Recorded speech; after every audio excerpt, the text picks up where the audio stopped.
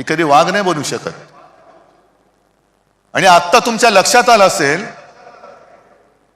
की शिवसेना संपवण्यामागचा यांचा डाव काय होता. का संयुक्त महाराष्ट्राच्या लढ्याच्या वेळेला आचार्य आत्रे होते, एस एम जोशी होते, डांगे होते आणि पहिले जे 5 जण सगळ्यात पुढे होते त्याच्यात आमच्या दोघांचे आजोबा प्रबोधनकार केशव सीताराम ठाकरे होते. ही आमची घराणेशाही म्हणा किंवा घराण्याची परंपरा म्हणा. आणि हे रक्तामध्ये असावं लागतं. मराठीचं प्रेम, मातृभाषेचं प्रेम हे रक्तामध्ये असावं लागतं. आणि आमच्या डोळ्यात देखत जर आमच्याच घराचे, राज्याचे, भाषेचे लचके तोडले जाताना आम्ही प्रबोधनकारांची नातवंड, बाळासाहेबांचा मुलगा, श्रीकांतजींचा मुलगा हे काय शेपट्या घालून घरी बसू असं या भाजपवाल्यांना वाटलं.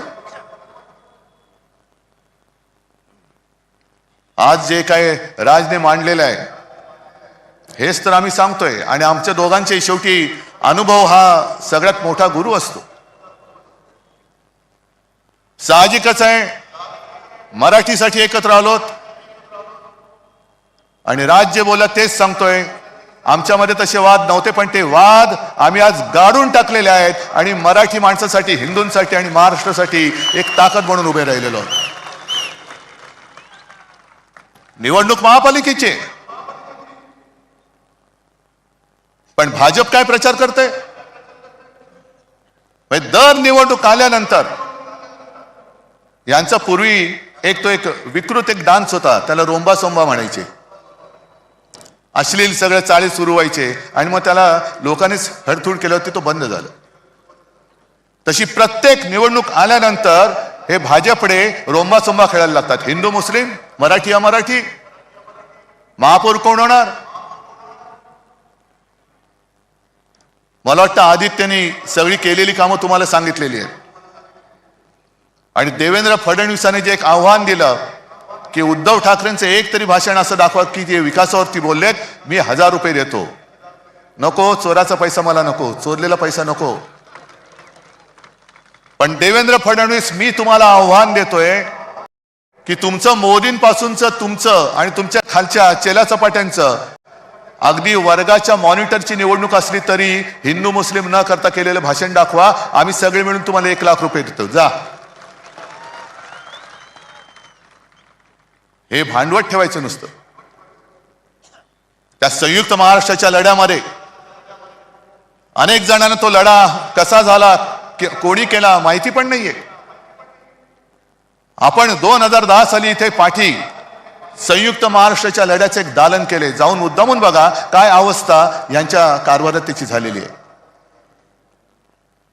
मी अभिमानाने सांगेन की ते दालन आपण उभं करू शकलो याचं कारण मुंबई महानगरपालिका आपल्याकडे होती.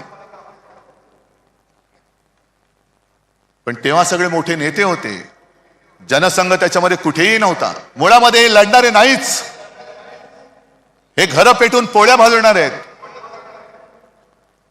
आगी लावायच्या, आपलीच माणसं आपल्यावरती सोडायची. रक्तपात झाला तर आपल्यामध्ये होईल पण ते तिकडे पोळ्या भाजणार. जनसंघ कुठेही नव्हता.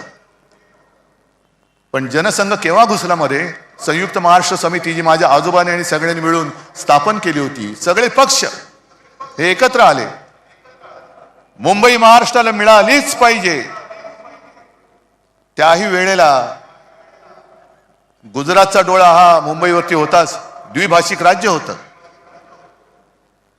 आणि तुम्ही हिंदू हिंदू जे म्हणता ना, त्यावेळेला मोरारजी देसाई नावाचा नरराक्षस जो गुजरातमध्ये जन्माला होता, तोच नरराक्षस मुख्यमंत्री होता. आणि त्यांनी दिसताच क्षणी गोळ्या घाला. गोळ्या ही माणसं मारण्यासाठी दिलेली आहेत, त्याचा योग्य वापर करा हे आदेश देणारा मोरारजी देसाई हा हिंदूच होता. मरणारी मराठी माणसं होती. पण एक गोष्ट तुम्हाला मुद्दामून सांगतो की जनसंघ त्याच्यामध्ये कुठेही, म्हणजे गोळीला तुम्ही, पोळीला आम्ही. पण त्या सगळ्या लढ्यामध्ये अण्णाभाऊ साठे होते. तसाच एक शाहीर अमर शेख हा महाराष्ट्र प्रेमी मुसलमान सुद्धा होता.